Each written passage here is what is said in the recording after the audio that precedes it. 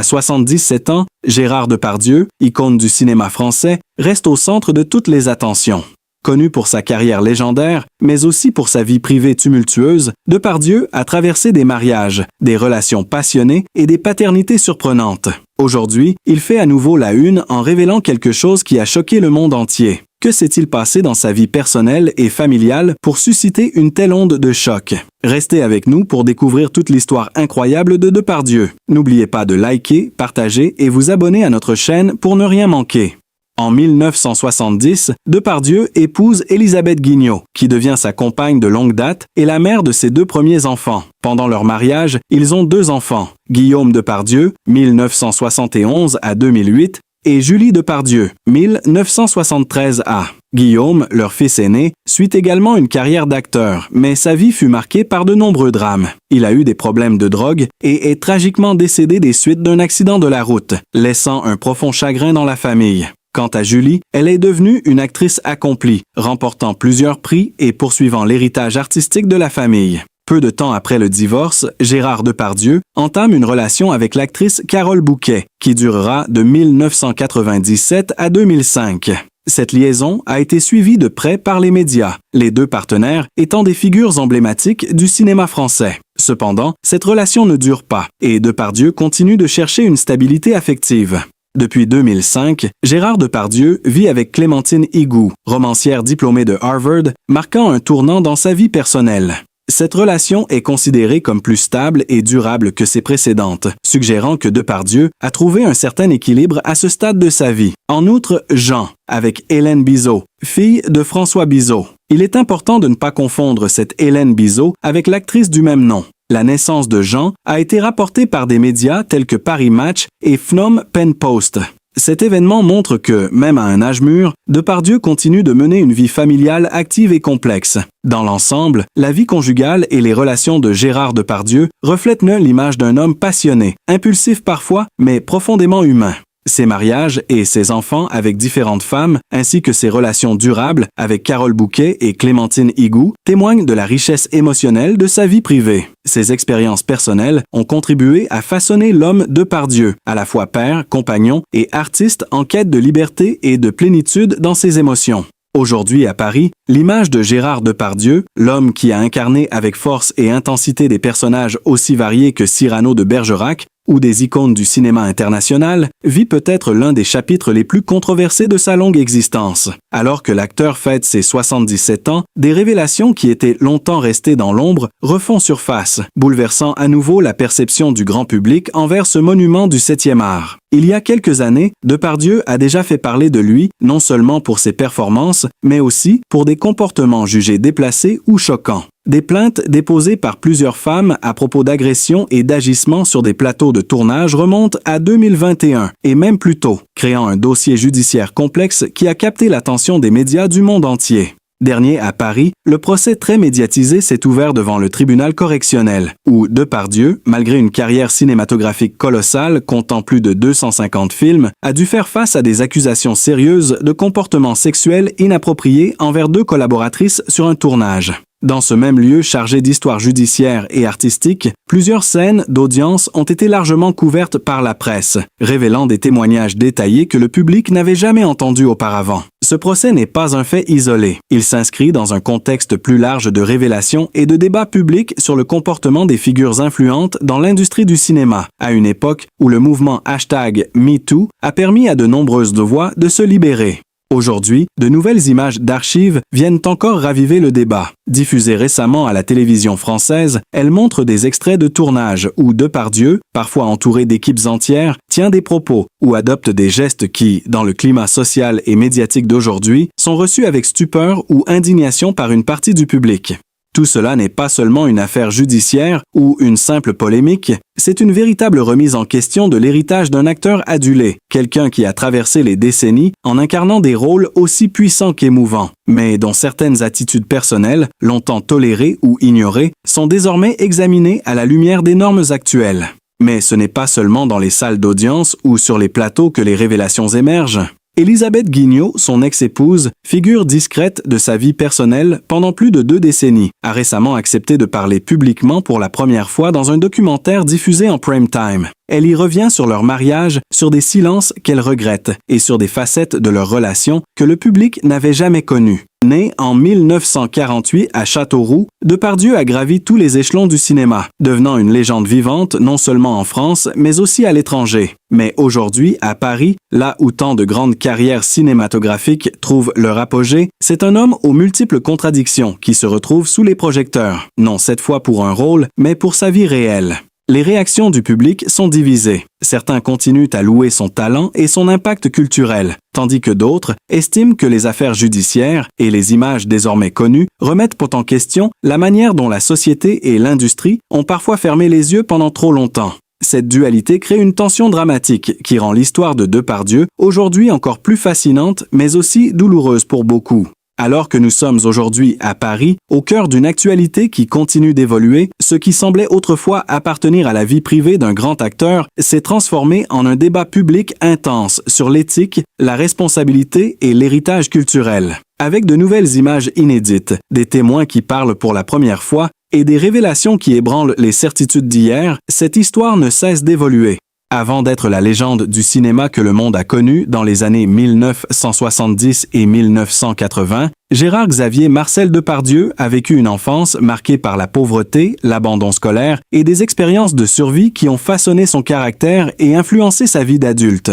Né le 27 décembre 1948 à Châteauroux, une petite ville du centre de la France, Gérard était le 3e d'une fratrie de 6 enfants.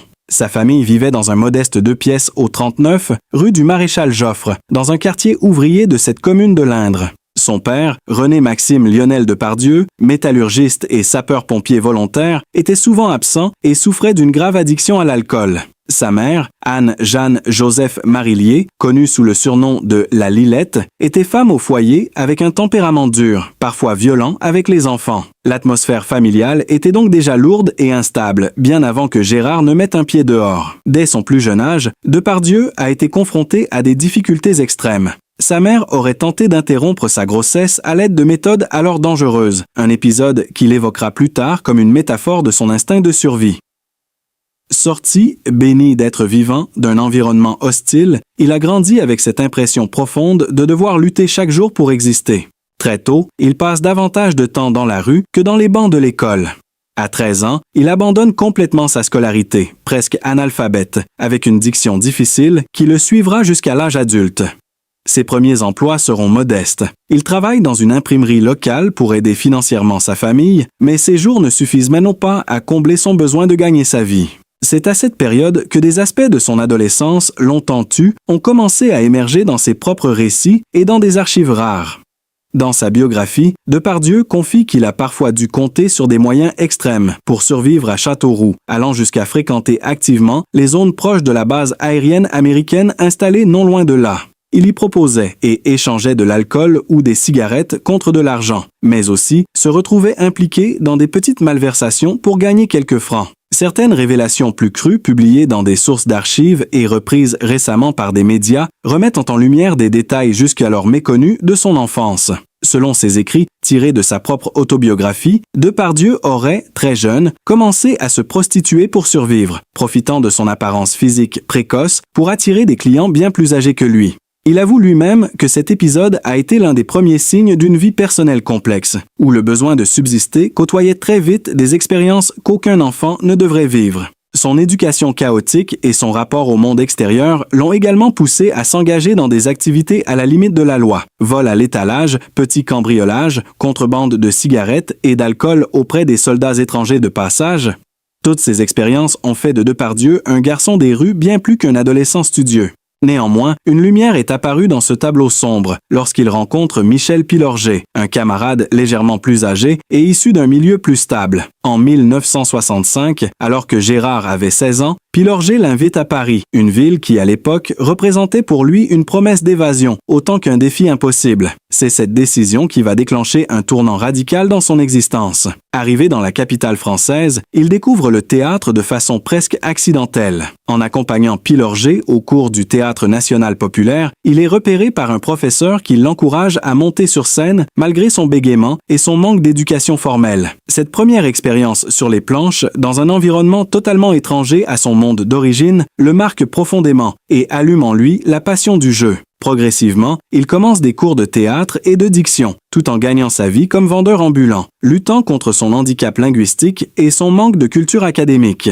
Cette phase de reconstruire son identité, de Châteauroux aux quartiers animés de Paris, est aujourd'hui révélée comme un moment clé où Depardieu, malgré ses blessures d'enfance, choisit de transformer sa survie de rue en une force expressive singulière. Ces épisodes de son enfance, pauvreté, éducation interrompue, expérience extrême et premier contact accidentel avec l'art dramatique, ne sont pas seulement des anecdotes biographiques. Ils constituent les racines d'un homme qui, des décennies plus tard, sera adulé, critiqué, célébré et remis en question à travers le monde. Après avoir quitté son enfance difficile à Châteauroux, Gérard Depardieu n'a jamais oublié les traces laissées par ses parents. René-Maxime Lionel, Dédé Depardieu, et Anne-Jeanne-Joseph, Lilette Marillier, dont la vie ouvrière et les difficultés économiques ont continuellement pesé sur son existence d'adulte.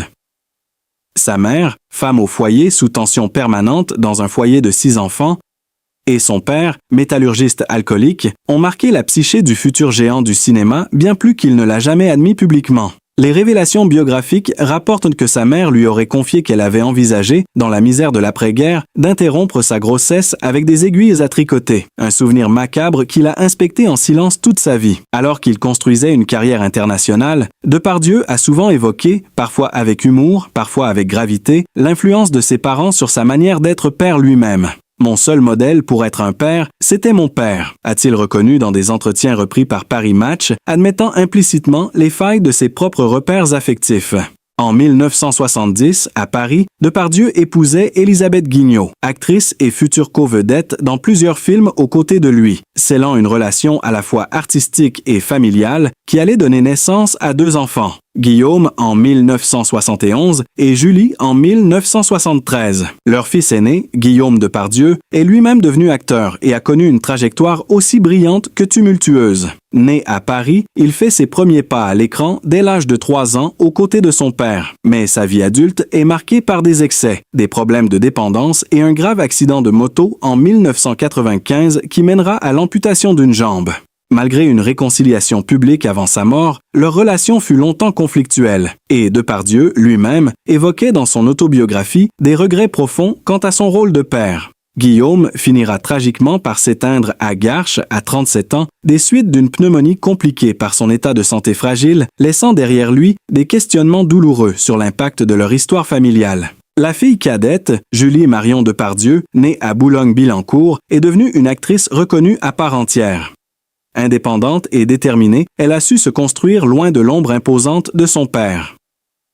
Aujourd'hui mère de 2 enfants, elle représente cette génération qui, tout en héritant d'un nom mondialement célèbre, a cherché à définir sa propre voie dans le monde du cinéma et des arts. En dehors de son mariage avec Élisabeth, Depardieu a eu 2 autres enfants. Roxane, née en 1992 avec la mannequin Karine Silla alors qu'il était séparé de son épouse, et Jean, venu au monde le 14 juillet 2006 avec Hélène Bizot, fille de François Bizot, dans un contexte familial très médiatisé. Ces étapes de sa vie privée, la cohabitation puis la séparation d'avec Élisabeth, les relations avec Karine Silla et Hélène Bizot, ainsi que sa longue liaison avec la romancière Clémentine Higou, montrent un homme capable d'intensité affective, mais aussi de contradictions profondes. Sa manière d'alterner entre désir de liberté, responsabilité familiale et besoins personnels a façonné non seulement sa carrière, mais aussi la dynamique complexe de sa propre famille. Aujourd'hui, les histoires de ses enfants, les réminiscences de son héritage parental et les tensions familiales inédites rapportées dans certains livres et interviews offrent un regard plus intime, moins romancé, sur l'un des acteurs les plus fascinants et controversés de sa génération. À présent, alors que Gérard Depardieu atteint l'âge de 77 ans et se trouve une fois de plus au centre d'une attention médiatique intense, son état de santé actuel fait l'objet d'un examen public presque aussi scruté que ses activités judiciaires et artistiques. Ce que les documents et les témoignages récents permettent de reconstituer dessine le portrait d'un homme vieillissant dont le corps et l'esprit portent les marques d'une vie longue, riche et parfois agressive envers lui-même. Ces derniers mois, des informations provenant du procès très médiatisé de Depardieu devant le tribunal correctionnel de Paris ont révélé que l'audience initialement prévue à l'automne dernier a été reportée en raison de son état de santé jugé fragile par ses médecins. L'acteur de 76 ans à l'époque ne pouvait pas être présent, les certificats médicaux évoquant notamment une gestion difficile de son diabète exacerbé par le stress lié au procès. L'expertise ordonnée par la justice a finalement estimé qu'il pouvait comparaître, mais avec des restrictions strictes, les audiences ont été limitées à 6 heures par jour et des pauses régulières lui ont été accordées pour ménager ses forces. Ce recul médical autour de sa santé n'est pas simplement un détail procédural. Il reflète une réalité physique que Depardieu lui-même a parfois reconnue dans des interviews au fil des années. Longtemps considéré comme un homme robuste, capable de supporter des tournages intensifs et des modes de vie extravagants, il a admis dans le passé être confronté à des problèmes de gestion du poids, de stress et de santé générale, influencés par un régime alimentaire et des habitudes de vie peu orthodoxes. Ces éléments, bien que rarement documentés par des sources médicales officielles, ont été évoqués par lui dans des entretiens, ainsi que par des proches et collaborateurs, dessinant le portrait d'un homme qui, à force de vivre au maximum, a mis son organisme à rude épreuve. Le diabète, qui revient régulièrement dans les mentions médicales, est une maladie chronique qui, si elle n'est pas parfaitement contrôlée, peut affecter l'énergie, la vision et la capacité à tolérer des situations stressantes ou physiquement exigeantes. Lors de l'audience reportée, ses avocats avaient souligné que cet état de santé fragile l'empêchait de tenir une audience marathon de plusieurs heures consécutives sans risque pour sa santé. En parallèle, des observateurs notent que Depardieu, bien qu'ayant poursuivi une carrière d'acteur jusque dans ses 70 ans, n'a plus joué de rôle principal majeur depuis 2022, une pause qui peut être partiellement attribuée à ses questions de santé et de disponibilité liées à ses procédures judiciaires. Selon plusieurs sources médiatiques internationales, il était même en tournage aux Açores pour un projet récent quand il a appris une partie des décisions judiciaires, ce qui suggère une disponibilité encore partielle pour travailler, mais avec une capacité d'adaptation réduite. Des signes mineurs, mais révélateurs de détérioration physique, ont aussi été rapportés par des témoins et des anecdotes journalistiques. Une démarche parfois plus lente, une tendance à demander des pauses fréquentes entre les prises, ou encore des commentaires publics sur la difficulté à maintenir l'endurance sur un plateau de tournage.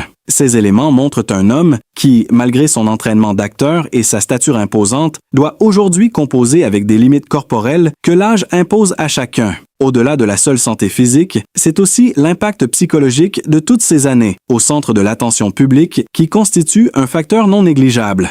Entre procès, accusations et débats sociaux, le stress et la pression médiatique ont été cités comme des facteurs aggravants pour son bien-être général, participant à l'explication des gènes de fatigue ou des fluctuations dans ses prises de parole publiques.